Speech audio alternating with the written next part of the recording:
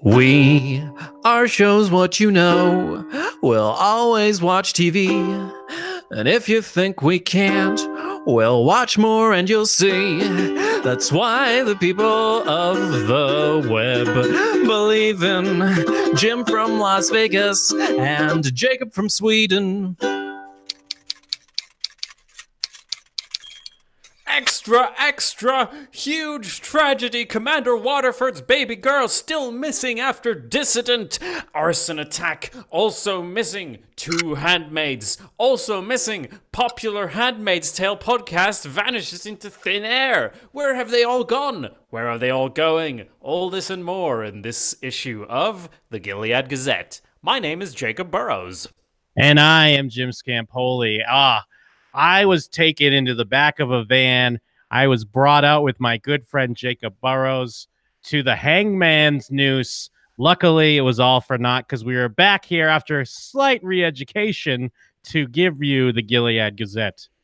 Yes, and we can inform you now that Gilead is as great as ever. Don't worry about those filthy dissidents, whatever they may call themselves, Canadians or what have you. We're going to set their White House on fire. What's that? They don't have one? Don't worry, we'll build one and set it on fire because we're Gilead. We don't give a shit. We'll set all their White Houses on fire then. Exactly. We're actually here to talk about the season finale here of the Gilead Gazette. If you're listening live, so to speak, well, not live, but if you've been listening along with us, you may notice there was a slight gap there, just a small gap. Of course, completely intentional, just for us to let it all settle in before we get into the actual deets of the episode, so we can get a real great perspective on the season as a whole, and to allow you to send in your feedback, of course. I think we're actually going to start out with some feedback from some of our listeners. How does that sound? That sounds great to me. Great. So Natasha wrote in, adding her 2 cents of some cons and pros. Let's go with the cons first. As she puts it, they're mainly nitpicks, and overall, she really loves the show. Can't wait to see where they go from here. Con. The handmaids talking openly again in front of guardians felt very strange. There's literally a guardian standing behind them during that entire conversation, and they aren't being discreet and careful like they were in season 1 at all. That is definitely a recurring thing in this season. Don't you agree? Yes. Yeah. Well, I mean, even in this episode, to a point, it's not quite the same thing, but in the same ballpark. Doesn't she smack Fred in this in the finale? Yep. And like, I understand there is this weird relationship between the Serena and Fred and June, but. And like, I get the moment, like it's a finale, so they're giving us a fuck yeah moment because we want that to happen. But then it's also like you smacked him, like he's whipped his wife and cut her finger off. So I feel like things would really come to quite a head at that point. Yeah, I feel the same way that it was. To be fair, he slapped her for almost no reason there. He's actually angry with his wife because of their whole argument. That's why, well, she slaps him back. And I think he takes that sort of more as confirmation that he's right about all women being the worst, because he does a little poem from the Bible or whatever it is about each woman's hole is a pit and he who falls in shall be lost, or whatever, he says his whole thing there. And I think that's why, because he sees it like, yeah, I know you're the worst. Like, I have to deal with this, but he did slap her for nothing, though. So it is strange. I will agree with that. Yeah, but I also don't feel like a commander is going to be like, I was in the wrong first. I get it now. Like, you know what I mean? Like, yeah, of course. Not like reasonable people, but I guess you're right. It does like solidify, like, my kingdom for an obedient woman, or whatever he says in the finale. Well, I since it has been a while, I don't recall exactly what the state was previous to this, but I'm sure they're right about to get rid of June because, they brought her back very reluctantly just for the milk. That's going to stop sooner or later. So Anyway, moving on with the feedback here. Another con mentioned was the stabbing of Aunt Lydia. I don't mind that Emily snapped and attacked her, but the writers clearly want us to think that Aunt Lydia is dead, but we know she's not. I mean, she was pretty obvious. It was pretty obvious to me that she's not dead. I had the same thought. She's clearly not dead. If you wanted her to be dead, you would have shown definitively that she died. You did the opposite of that. I don't really have a problem with that. I mean, I was just waiting for that all to be a dream because it was so like the way it happened. I was like, oh, there's no way this is really happening. Is this happening? Oh my God, this is happening. I wasn't too concerned. I mean, because it also didn't feel like, I mean, that could be a near fatal thing to happen, but yeah, someone could live through it too. I wasn't too concerned on whether she was dead or not. It was just more like, holy shit, this is happening. Yeah. Yeah. Con number 3, telling Emily to call baby Holly, Nicole. I understand that this is supposed to be June's way of thanking Serena for letting her go, but I don't think after everything the Watersfords have done to June that it makes sense for her to make such a huge gesture when the name Holly was so significant to June in the first place. Literally like 2 episodes, by the way. I feel like the writers did this just so they can set up next season for Fred to try to get baby Holly back, since she's going to now be a refugee named Nicole, making her easier to locate. I mean, yeah, I guess potentially that's the thing. It is almost a dumb thing, I guess, if they're like, well, it's a baby and his name's Nicole. Any baby's named Nicole here? This baby's named Nicole? Yeah. It's just, yeah, it's a slap in the face, I think. Well, I feel like the whole June and Serena thing is very problematic in general, and it's been a constant thing we've discussed this whole season, and I don't feel like they nailed it even in this finale. I get there should be a back and forth. It's just this back and forth that they do. It doesn't feel in character in a lot of cases. It doesn't. It's very convenient when Serena could be a monster to when Serena can be more sympathetic. And I don't know that the foundation's there. I mean, it doesn't completely kill the show or anything. Like, I'm with Natasha. It's more of a nitpick, but I don't think they nailed it. Yeah, I'll definitely agree with that. And yeah, I'm sorry. I mean, back to the name. Like the name. Oh my God, I would never call this baby Nicole. I don't care what June says. Yeah, no, for sure. It is. They do have a great moment. I mean, the moment when Serena catches her and then lets her go. That's a great moment of connection, and this is supposed to be like thanking her for that or whatever. But yeah, I it's still in my heart, I don't feel that. So yeah, and I mean, maybe we'll discuss that moment a little bit more later. But I didn't love it. Okay. And again, it could be one of those. I know it feels like we bring up Breaking Bad when we're discussing any show. Oh yeah. But with Breaking Bad, a lot of the complaints with the finale was that it was predictable or something, or things happened that they expected to happen. And I guess maybe this was just too telegraphed for me that I didn't really want it. Or, you know, I don't know. It's my own personal thing. I can't call them for it because storyline things, it's natural for a storyline or story moments to be telegraphed because that's part of storytelling. Sure. But they played with it a lot. They let the moment hang for a long time. I don't know. Again, it just comes back to my own personal thing with the June Serena. I haven't loved this push and pull that we've had with those characters. Yeah, that makes sense. Let's see here. Let's get some pros up in here. Yes, pros. Letting Rita set up June's escape and not Nick again. During most of the season 1 and 2, we have seen not only the mistreatment of June, but Rita as well. But she's been a quiet ally. In the finale, Commander Fred asks where Rita is. During the same night, Commander Lawrence asks where Cora is, his Martha. So the Marthas had already put the plan into motion for June to escape, and then they added Emily into the mix once she committed her attack on Aunt Lydia by lighting multiple fires around town. They are witness to everything that happens in Gilead, so the fact that they would band together makes sense. In the book, there is a kind of underground railroad system called the Female Road that Moira comes across during her escape, connected to the Marthas. I do think that the Marthas will probably pay the heaviest price for this, however. Yeah, very true. But also, they added Emily to the mix. But also, is it Commander Lawrence that has Emily? Yeah. I'm spacing on the name. I mean, but also, clearly he was well involved in that as well. It's not like it was a surprise to him. Like, wait, where are we going? Huh? We let her go. But yeah, it's weird because I feel like we talked about that there must have been, unless I just read that somewhere. Did they plant seeds to this connection of the Marthas, or is this a completely brand new thing? You mean that the Marthas helped people get out? Yes, that they have. Well, at least that they have some sort of network set up. I could have sworn that we'd already talked about this, but I guess not. I can't recall. I can't recall that we've done that. I can't rule it out, though. So, another pro, June going rogue to help save Hannah. Controversial. I think it made sense for June not to leave just yet, especially after that sad reunion and promise to Hannah. I really don't think she'll just show back up at the Waterford's house either. It just wouldn't make sense. I can see her recruiting allies to help her take them down.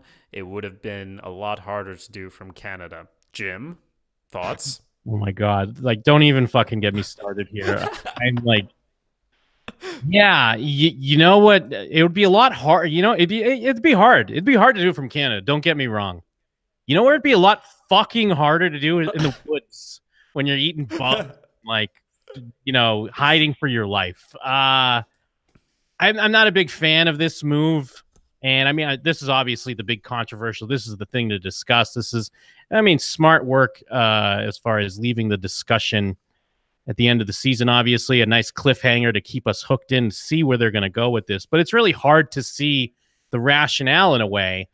And maybe it's just because we've built up Gilead in our heads, like the same way that we're wondering how they're talking freely in front of Guardians or just ducking in kind of a side hallway, and they're not afraid to talk about stuff. Like, I'm definitely afraid of Gilead, I just don't see the positives without having some sort of like Commander Lawrence being like, stay in my basement or whatever.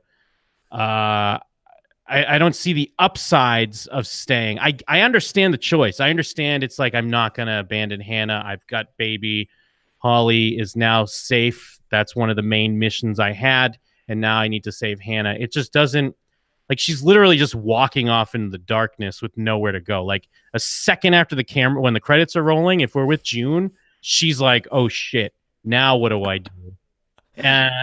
But again, I guess it's because we don't, we learned a lot about this world this season between learning about the Econo wives and some of the smaller communities, because it's like, she was already fucked when she was in that house by herself, given she was pregnant. So it was like an extra thing going on. But when she's almost going to be eaten by a wolf because she couldn't get a garage door open, now she doesn't even have an abandoned mansion to hang out in. I don't know. I get it. I do understand it. It's gonna make for some interesting drama next season, and I'm sure there's gonna be some sort of underground terrorist cell type thing she can be a part of. It's just in that moment with the information we have, it doesn't quite make sense. I do agree with you. Because like you mentioned, she has been free inside Gilead, like, I don't know, 8 times. No, probably more like, there's definitely 2 this season. She gets busted out and she's free for a couple of months, but it's impossible to get out. Why would it be more possible to steal one of the precious children and then get out?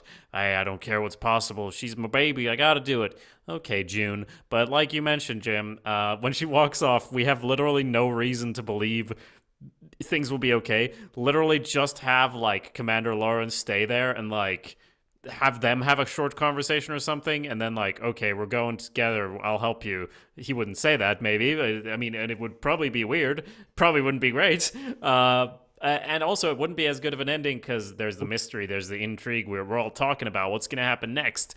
But at the same time, the only reason she won't be back at the Waterfords doing the same thing is that we know the writers wouldn't do something that boring. It's not justified in the universe of the rules of how Gilead works. Even if she goes to a Martha and is like, hey, I want to be part of your secret underground network, they're all going to get killed anyway, just like Natasha mentioned, because they did this thing. Like, they're all going to be hanging on a wall. And I'm sure she will actually get involved, like you mentioned, in some sort of secret terrorist cell, and it's going to be more about, bringing down Gilead from the inside. It's going to be conflicts of, like, I don't care about taking Gilead down. I just want my daughter. And then someone else in the cell wants to, at any cost, and what are we willing to lose to take down the thing we hate? All sorts of interesting things, I'm sure. But I also don't buy it in that moment. I'm just screaming no at my television. But then, if she went to Canada, how interesting would that be? Well, I mean, I think there's an argument to be made either way. Like, I think it's just because this moment, even though it should be this season-ending cliffhanger, it's too obvious we're doing a season cliffhanger. Because, yeah, you can't do the cliffhanger, but then have Commander Lawrence be like, here's an address. They'll take care of you. Like, that kills all the momentum you've got. But also, you're so going for just this moment, and it's not as natural as, say, even season 1 finale where she's getting taken away. Like, that's a frustrating cliffhanger because you don't know what's going to happen. But it's not an obvious in-your-face, this is a cliffhanger, and we need to do it for the cliffhanger purposes. Because I think you could still, like, yeah, we can see an avenue they may go down. I mean, obviously, this might not be what they do at all. We don't have any insider information, but we can all kind of see an avenue of her being in some sort of underground network, and maybe it was the fact that the Marthas helped her, and there's this possibility of connection and communication that gives her the hope that she could stay and make a difference. But I feel like you could do the same thing if she's in Canada. Like, she could still be in Canada and either by the border or, like, I'm building a team, we're going back into Gilead. Yeah. Like, I would be more for that than, like, I'm staying and there's no one here but me. And here we go. So I don't know. I mean, I get it either way. I understand, and I know they must have something planned and it's going to lead to something. It's just, it feels too in your face. This is a season finale. Yeah. We've got some comments in the chat from JP, who says, my boys are back. I've been missing my Gilead Gazette. I know I paid for my subscription. Yes, there was just a small gap there. Correction, there was no gap. Forget about the gap. We've always been here and shall always be. And from Natasha, actually in the chat, says, everyone says she will always be Baby Holly. I love that. That's great. The fans don't agree with June on this one. From Peter, such a disappointing finale for me. Team Emily. Oh, I love Emily. I'm Team Emily as well. I wouldn't say it was disappointing. I still think it was a good finale. Yeah. And even though I'm kind of railing and complaining about this cliffhanger, it's still effective. I get why they did it.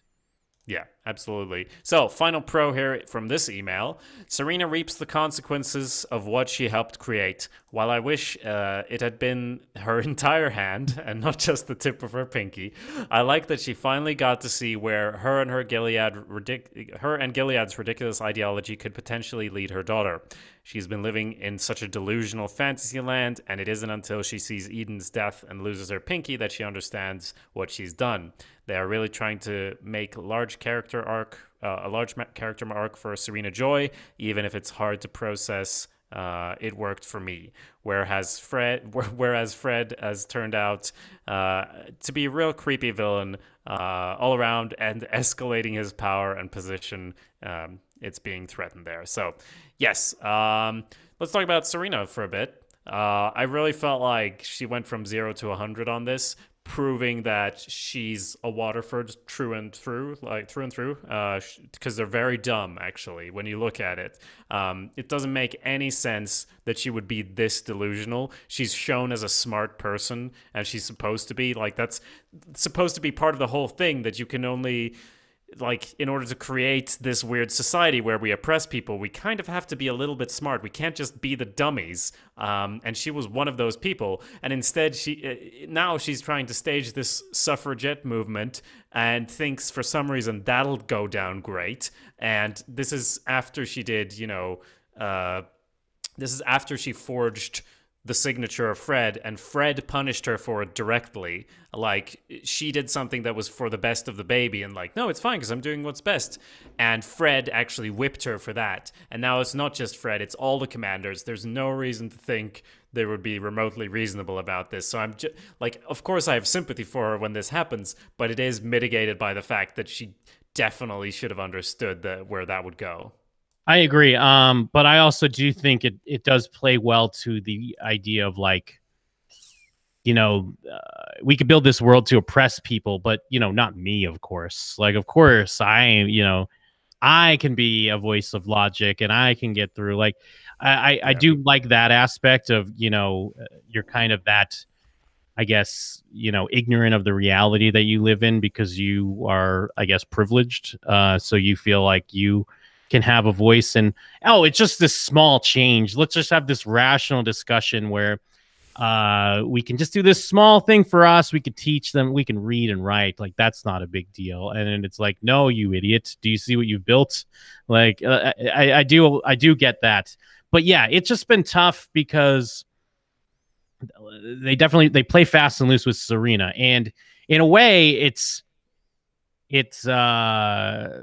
it makes the working of Fred like even more sloppy because they don't even bother trying to give him any type of dimension. It seems like they did earlier because they were hints that like Serena was pushing Fred and he was just kind of like a lovable loser or something, and then she was kind of pushing him to be more machismo and like what a man should be, and I guess that's still kind of there. But we play around. Like, Serena can go back and forth. Like, she can do a good thing and want to put this movement together and teach people to read, but she can also hold June down and tell Fred to rape her. Not to say that that's completely her fault, but she's there. She's the mastermind. She's partaking in it. So like when that stuff happens, I don't even want to root for her and think she's great for letting Holly and June go, because it's like, no, fuck you, you're still a monster, I still hate you. So I don't know, it just goes, it's the pendulum swings so much with this character that it doesn't fully work for me, and I'm not buying it either way. I'm just still team drag her by a car. Oh yeah, or horses down the street, I believe. That's what we've always been on. But well, for me personally, I don't know. I know you didn't like the moment when she hands over the baby. I didn't mind the moment. I felt like for once in your goddamn life, you did something right there, Serena. And it's just, you're right, though. It has been a lot of back and forth with this character. It's not been a very clear arc. But I think that the whole taking down Gilead from the inside, I thought at least it was going to be Serena next season. Of course, it's going to be June as well. But, Serena now has, like, I could see how that might make me turn back from the whole drag her down the street with the horses thing, maybe, because she could go the other way now. It doesn't really make sense for her to just hang around and do nothing after this, because she's not that kind of person. Or, well, she has been doing that a lot, though. Well, plus, I mean, even her giving up the baby, I could see it as it's a greater good for the baby, because I do understand that she does care for the child. So I do get that. But even if, let me throw a scenario out for you. Serena stabs Fred in the back, like beheads whoever the next in line commander is, and helps burn Gilead to the ground. I still want, like, after she raises her fist, after she does that, I want Hooks to go over her shoulders, car to drive away, and drag her down the fucking road. That's where I'm at. I don't even care. Okay, but after that, you're good. You'll have a beer with her afterwards. Like, yeah, all right, you paid your penance. It's like, throw her in the water. If she floats, she's a witch. We gotta kill her. She wasn't a witch. So yeah, she survives. Hey, good for you. You survived. You got what you need or you deserved. But now I can have a beer with you. Okay, that's fair. We also have some feedback here from Peter C on the finale. June, you selfish bitch. After the sacrifices all those Marthas made in bringing you out there, you could bring you out of there. You have to walk in slow mo and rename your baby. Unless there's a plan already in place, this makes no sense for her to be so confident in staying. I do. Yeah, I'm still a big fan of all that this show is doing, but I connected with season one a good bit more. I hope. Also, some other various thoughts here. What the fuck was that? I wanted Emily to take over as our eyes in Gilead and offered to escape, but once she stabbed Aunt Lydia, I knew that was out the window. It was such a fuck yeah moment. Okay, I see what he's. Okay, now because he's in the chat and he said the team Emily. Okay, I get what he means by that team Emily now. I guess that does make sense. I would be all for that as well. I'm a big fan of Team Emily because even like in this episode when like I was totally expecting that they were setting up for what's the Martha's name in their house? Rita? Yeah. I was totally expecting them to set up Rita dying because they made her so like cool in this episode, but like not that I thought she was cool. I was like, oh, they're clearly making her cool because she even has that moment when she's like, your girlfriend's a badass. But all I'm thinking is like, no, she's not. Emily's a badass, dude. Like, she's a kick-ass, badass chick. Get out of here. Yeah. Well, I mean, June is a bit of a badass as far as giving birth on her own and everything. But yes, of course, Emily's the bigger badass. So also some just generally scattered notes on the end of the season there. Peter said episode 9 may be the weakest episode of the season, protests of a couple of thousand, and that's it for the Nazi terrorists that have took over their country. The world is too enclosed. Sorry. Episode 9, I'm spacing. I'm sorry. Oh, I guess that would be the Canadian episode because he's mentioning like, oh yeah, these letters are what you need to protest when like these weird Nazis have taken over your whole country because they all look to be U.S. people hanging out there and protesting maybe. Mm-hmm. And in the next episode, I cried my eyes out for Hannah and June's reunion. Well done. Waterford is being pushed by Serena to be more sinister in the rape of June. I thought they were propelling Serena to be the main villain role at this point.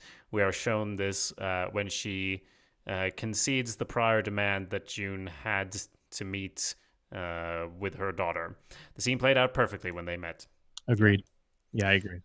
And I always thought handmaids are more for power and ego to raise one's status more than simply infertility problems, by the way, which, you know, that's been proven in this season. We all, I don't know, it's been really realigned when, you know, what's her name?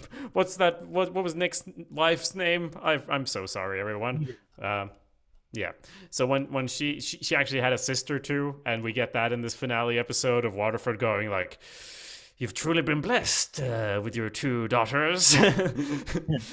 Because apparently there are kids all over the place and making this whole Gilead thing so much more ridiculous.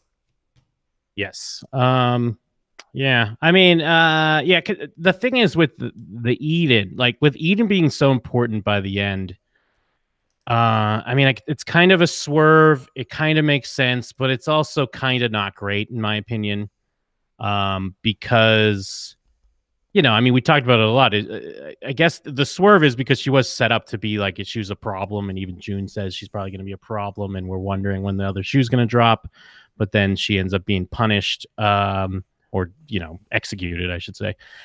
But I don't know. I guess, you know, it does work because Serena has a baby now. So it is this whole concern of like, okay, if they're going to do that to her, what are they going to do to my daughter? I don't want to face this same thing. But it's still just, it didn't hit me as hard as it should have, I guess, the way it did with the characters, I suppose. Yeah. I mean, yes, with that was sort of a mystery before the finale. Like, what was the point of that then? And I think the point was, like you mentioned, to show Serena, even if you're a good girl, you will still be screwed over by the Gilead system.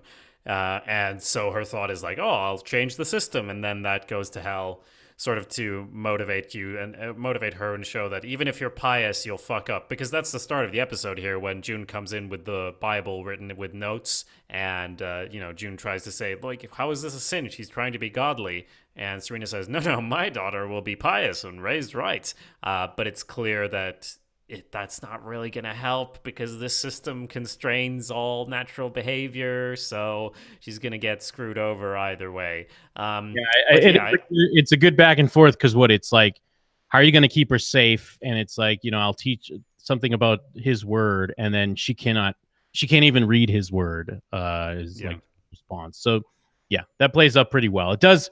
Again, all this stuff does make sense, even if I don't love Serena's moment. It's not so much that I don't love the moment that she gives up the baby. It's just that I'm not congratulating her either. I'm not like, oh, good for you. I'm like, nah, whatever. You did what you're supposed to do. You did the bare minimum. Get out of my face. Yeah. Okay. um, yes. So where that's some of the feedback we've had. If you're in the chat, please do let us know as well what you're thinking. Peter mentioned in the chat, I'm sure with the hell that this show is, we'll see Rita hanging on the wall at the start of season 3. I think. And yeah. Go continue. And Natasha says, I hope not, but probably someone's going to get hung. That's most usually the answer to most situations in Gilead. Yeah. Yeah, I mean, I know everyone, like, the common thing is like, oh, the Marthas are going to be punished. But I mean, I don't think it's that apparent that they're in cahoots and they're behind this where they would immediately know that's what happened. Yeah. If anything, it's kind of like, I don't understand how Nick could still be a person that lives in this place anymore, Yeah. Because he, like, I know it's under the guise of, like, I got to keep you safe, sir. But he also is pretty threatening. Like, it's not really a veiled threat to, like, you're not leaving this house. So I don't know, even more so than June, I don't know how Nick survives as a normal, what is he, a guardian driver or whatever he is. I think the only way is, I mean, we've seen this before as well. Even though Waterford's high up, it's like we can't let people know that June was, escaping or whatever. We have to make up a story. And in this case, for example, just someone being found out in your house doing something weird, it's like you're all going to get hanged then. So maybe he won't let that publicly be known that Nick is, a weirdo. But he's been pretty passive on that front. And he's been, completely blind and stupid about Nick saying things like, Nick wouldn't be this, what? Which is bizarre because he knows it's Nick's baby and all of that. So, yeah. I really hope they don't lean on that lame excuse again. Like, they've used it too many times of how the Waterfords are covering it up so they don't look bad. Because at this point, there's a missing baby and a missing handmaid. There's no, and it's like, wait a minute, aren't you always losing your handmaid? And now your handmaid's gone and your baby's gone. Like, how dumb is Gilead in general if they're like, funny story, if we should say, in the fire, the baby actually died in the fire. Oh my God. Whoopsie. Like I don't know. We can't have this anymore. We can't have them covering for Nick now because what would the others say? I mean, I guess there is the risk of them being hung, but I don't know. I feel like if they're gonna hang them because Nick betrayed him, then they should definitely be hung because they lost a baby. Yeah, I honestly feel like they might do something like the fire. It was all lost in the flames, or I guess blame it on May. What's the name? May Day and everything. And like Natasha mentioned in the chat, that Nick and Rita scene with Fred, he acted like he knew they were up to something, and they were, they made it pretty blatant in the show. So I don't think they'll go down that road again. But then, I'll say this as well. Overall, on what we've talked about, if June ends up again in the Waterford house in a similar position as before, that would really suck. Not just because it's repeating stuff, but because I don't know, they're making this decision for her at the end of this season, and it's such a dumb decision with the facts we have. That if she went back to that, or even if she doesn't, it's like you said, it doesn't feel completely justified in the situation. So it's really hard to say. I don't know. It feels like there's now a safety net under her. She can't end up at the Waterfords because then that writing was idiotic. But there is no safety net. We don't believe that. And you've done the whole bait and switch so many times of her almost getting away and almost this and that. I actually do get it on the overall, like looking at the season. At the start, she almost got away, and she got stopped, and at the end, like she didn't want to get away anymore because she'd had a further connection with her daughter and whatever. Like realized, oh, I have to stay and fight this. All that adds up, like on a character point of view. But as far as the actuality of the world, it feels like the writers in a way have constrained themselves next season because of this. And I don't know if it's going to go into more like, oh, we have to do an attack on the colonies. Like, is it going to be an action adventure story all of a sudden? Because it hasn't really been. It's been suspenseful and tense. And granted, going to Canada might make things weird on that angle. It is really hard to guess what's going to happen in a way. Well, no, I mean, I think you make a great point. Like, kind of absolutely under no circumstances can June be caught. She really can't, because you can't, like, there's been enough outcry over like this decision and how dumb it is. You can't let us be right, like us, the audience. We can't be right that she's making a bad choice. And that gives her like that's so limiting for them because, and it takes away the tension. The show is built on tension, so.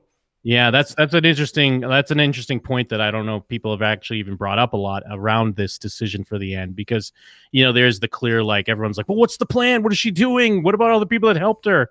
Yeah. And you're right. Yeah, from a character's point of view, or from a character sense, it works because she did make that decision early in the season that she had to leave Hannah behind for the good of Holly, and now she does it. And then similar when she was in the abandoned mansion, where she decided she had to stay once again for the good of Holly. But now that she doesn't have to do that, and there's a chance to possibly save her other daughter, she does go for it. All that does make sense.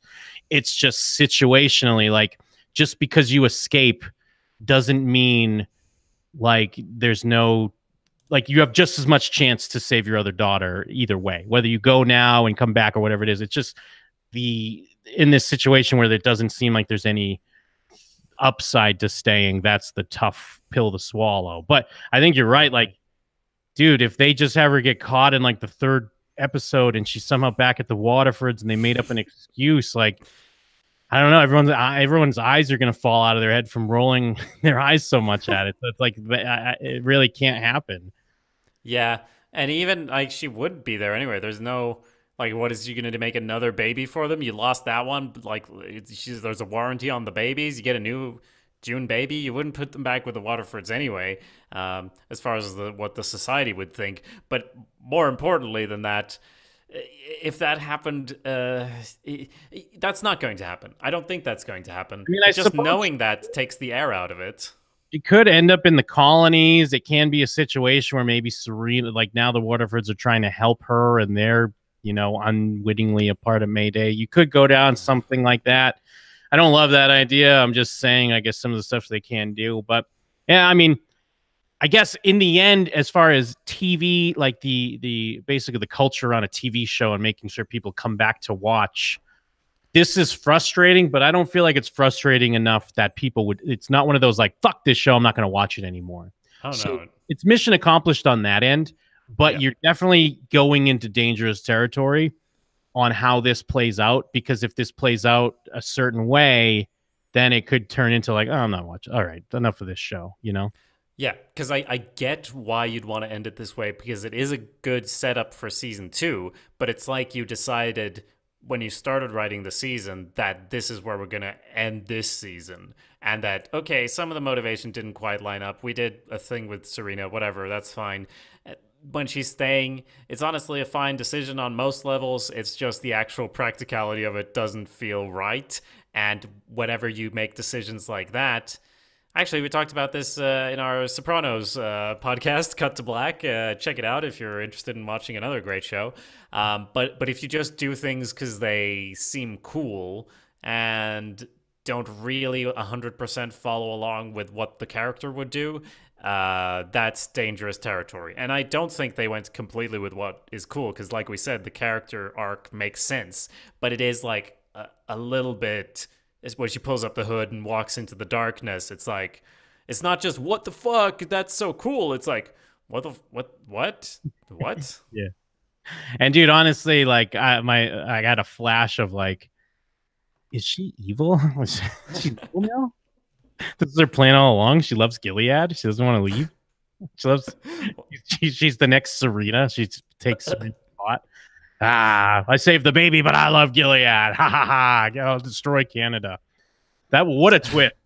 Wow, what a twist that would be. Yeah, that would be a twist. For sure. Real quick, Commander Lawrence. I mean, I guess it was kind of always obvious that he was a good guy, right? I guess because they leaned into him being so weird that if you just had him be another weird bad guy, you and Kristen talked about this in your show that you did, which I thought was really fun to listen to. That yes, she's like Emily's there, and he's saying all these weird things, and but then you did have a point as well that they could have easily just made him another bad guy because this show would do that as well. So there was that tension there. Well, but also it's like they went too far, because I understand when they're walking around the house and stuff, and he can't just be like, "Hey, look, can it? Things are cool here. Don't worry about it." I understand she kind of has to be confused and not understand if like maybe the other shoe's going to drop and it's going to be just like everywhere else. So he can't just. You never know who might be listening. I mean, he's smart, unlike June, who's just talking in a little let's go down this hallway. No one's here. So he's being mysterious at home. That's fine. But when he gets in the car and he's just blasting music while she's fucking crying and upset, while it makes a great scene for a TV show because you have the juxtaposition of the music with what's going on, and Alexis Bledel is like really nailing her performance out of the park. Like, it's great. Like, she's really great in the show, I feel. Yeah.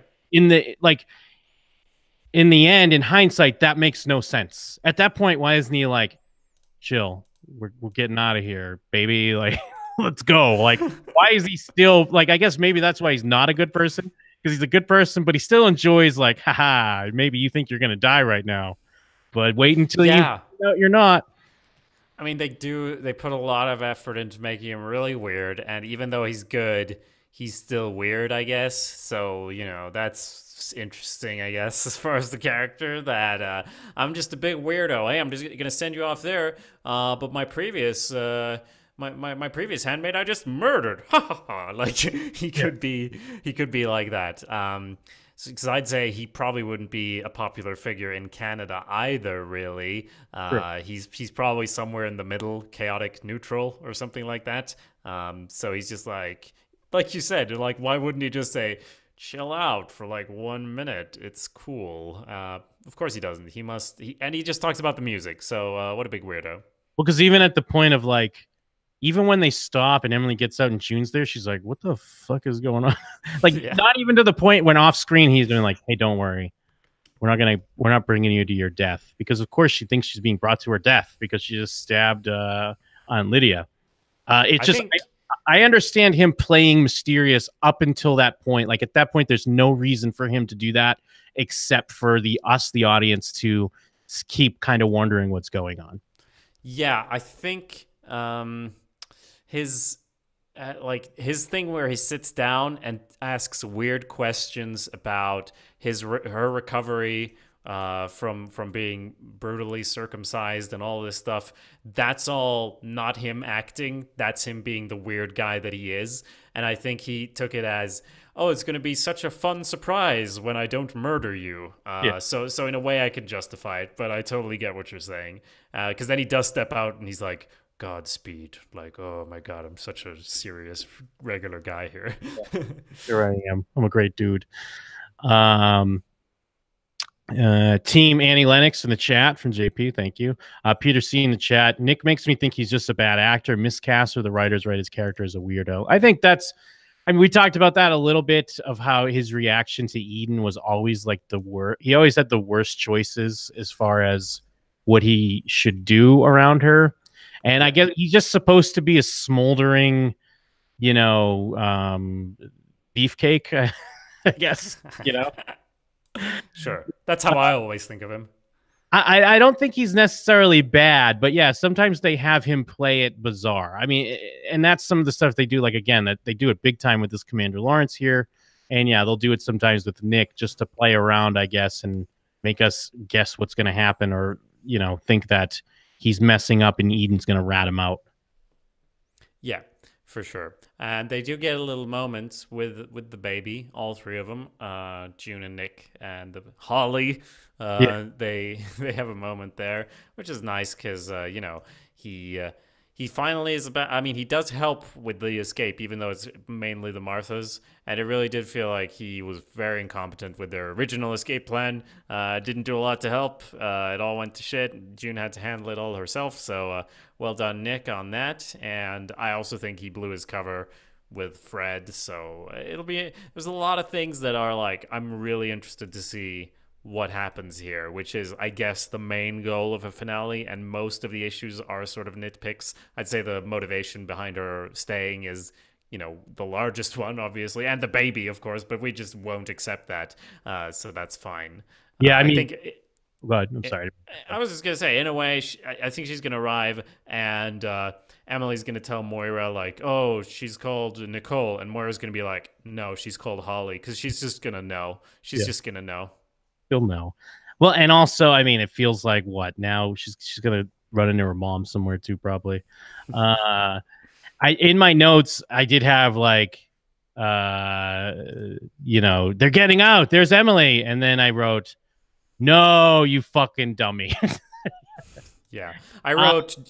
Well, this was also the start of my quick take. I just wrote June, no, which was literally my feeling watching this because it's so close, and it's like, I get you don't want to give us what we want, writers, but like, come on. It's just a way, like, yeah, you don't have to give us what we want, but don't put it right in our face where it's right there.